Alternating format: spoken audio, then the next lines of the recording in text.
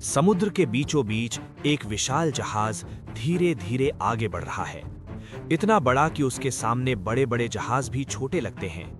ये जहाज है शेनलोंग सुएज मैक्स टैंकर, एक ऐसा ऑयल टैंकर जो एक ही बार में लगभग 10 लाख बैरल कच्चा तेल दुनिया के एक कोने से दूसरे कोने तक ले जा सकता है।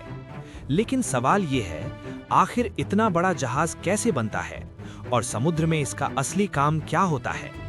आइए जानते हैं शेनलोंग सुएज मैक्स। शेनलोंग एक विशाल सुएज मैक्स श्रेणी का ऑयल टैंकर है। इसका निर्माण 2009 में चीन के एक बड़े शिपयार्ड में किया गया था। ये जहाज खास तौर पर कच्चे तेल को लंबी दूरी तक सुरक्षित तरीके से ले जाने के लिए बनाया गया है। इसका झंडा लाइबेरिया का है और ये अंतर्राष्ट्रीय समुद्री मार्गों पर चलता है। अगर इसके आकार की बात करें तो ये जहाज सचमुच एक तैरता हुआ शहर लगता है। लंबाई लगभग 274 मीटर, चौड़ाई लगभग 48 मीटर, वजन क्षमता लगभग 1,59,000 टन, तेल क्षमता करीब 10 लाख बैरल। इतना तेल कई शहरों की जरूरत को कई दिनों तक पूरा कर सकता है। ऐसे टैंकरों का काम है मध्य पूर्व से एशिया और यूरोप तक तेल पहुंचाना। हाल ही में ये जहाज सऊदी अरब के बड़े तेल टर्मिनल से कच्चा तेल लेकर एशिया की ओर रवाना हुआ था।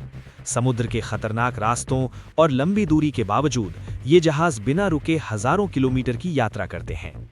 सुएज मैक्स नाम इसलिए दिया गया है क्योंकि ये जहाज इतना बड़ा होता है कि वो सुएज कैनाल से गुजरने की अधिकतम सीमा के अंदर रहता है। यानी इसका आकार बिल्कुल उस सीमा के हिसाब से बनाया जाता है ताकि ये दुनिया की सबसे महत्वपूर्ण नहरों में से एक से गुजर सके।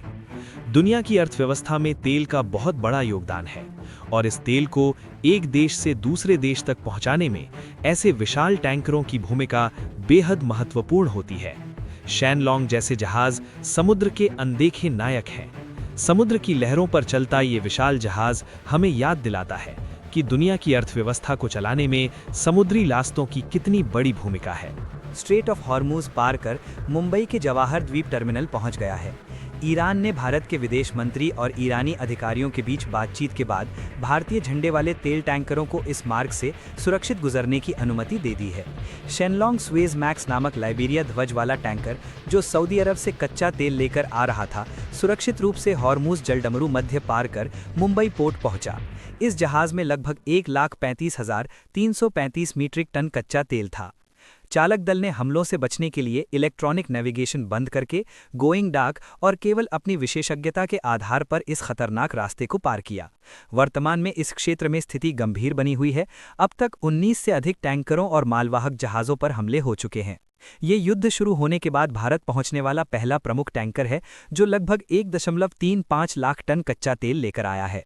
हाल ही में MV मयूरी नारी, थाईलैंड ध्वज और वन मेजेस्टी जापान ध्वज जैसे जहाज़ों पर हमले हुए हैं जो भारत की ओर आ रहे थे। तनावपूर्ण माहौल के बीच भारतीय प्रबंधन वाले टैंकर पुष्पक और परिमल ने हॉर्मुज जलडमरू मध्य को सफलतापूर्वक पार किया।